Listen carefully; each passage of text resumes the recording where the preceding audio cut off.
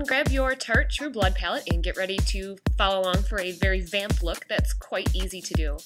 The palette comes with a nice sheet that goes over it so you can easily follow along with the names of the products. First, prep and prime the eye.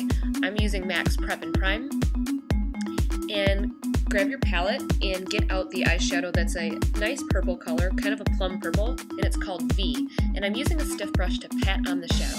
First we're going to pat and then we're going to blend. This type of technique avoids fallout, but in any case, I always do my eyeshadow first. That way fallout's not really an issue because I just wipe it off before any fallout before I start the foundation part. So go ahead and tap that on and switch to a fluffier brush. I like one with a little bit of longer bristles, and that way, I don't know, to me it's just a little bit easier to work with. And we're going to go ahead and blend it. It doesn't have to be perfect. We're going to be doing a little bit of layering, so it doesn't have to be perfect at this point because the harsh lines are going to go away.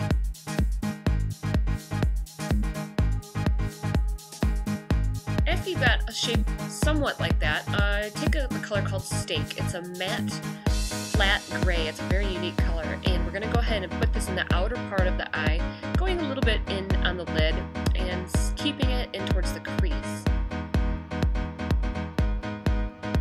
You can actually go a little bit further out at this point with it. Now we're going to switch to a skin-colored matte shadow called Dusk, and with a fluffy brush, go over the edge of that line.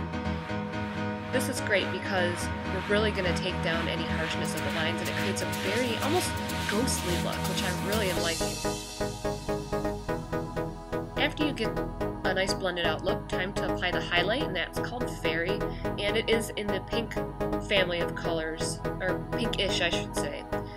Back to that flat brush, we're going to dip it very carefully into the silver color called the True Death. And this color is very potent, so we have a very light hand and keep it just towards the inner part of the eye and blend it. It can easily take over a look because of how pigmented it is. Time to switch to a gel liner. This is Buxom's Leatherette, and it does not have to be perfect. Just take a smaller brush and apply it on your lash lines. We're going to be first smudging it out with the brush, then sealing it and smudging it out more with a black shadow. So don't worry about how perfect it looks at this point. Using a slightly bigger brush, I'm using the flat black in the palette, and it's called Legend. And I'm running that along the gel liner, and I'm going to be taking it towards the outside of the eye, gradually making it a little bit thicker. Be careful with black. Again, another color that can easily take over a look quite quickly. This is a nice technique to avoid harsh lines, and we're just going to blend it slightly with that fluffier brush, and switch to Lorax Front of the Line Pro Liner, and going just very, very, very, very thin above the lash line. This helps to prevent transfer to the lower lash line, and just creates a very precise look.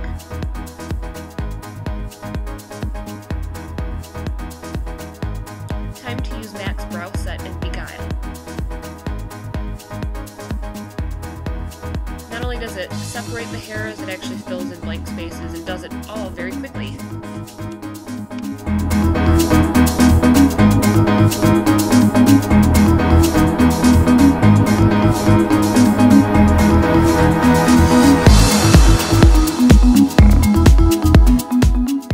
Now I'm quickly applying contouring bronzer, which this I happen to use MAC's, and I'm also using a MAC blush in the pink purple family. And this I got last summer from the Venomous Villains collection, but anything that's in the pink purple family to keep this look cohesive is what we're going for. I'm using the gel liner now to complete the lower part of the eyes, and this liner came with the palette, and it's a black gel liner.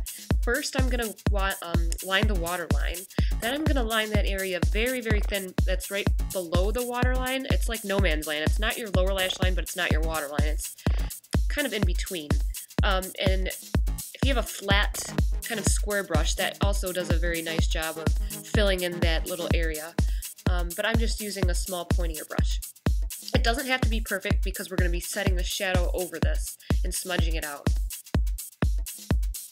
So grab the purple shadow, and it's called Glamour Me, and it's a very pretty, cool, dark purple color. And I should note it does not have much shimmer, so if you're looking to replicate this, find something without a bunch of sparkle shimmer in it. And go along that lower lash line and really smudge out that gel liner. And the gel liner has a lot of playtime, so this you can kind of take your time with it. It doesn't set very quick. And keeping with the purple theme of things we have going, I'm using Yves Saint Laurent's mascara, and if you look at the mascara, it actually is purple. It's not obnoxious purple though, it's very subtle. I know it doesn't look subtle on the wand, but it actually goes on very subtle.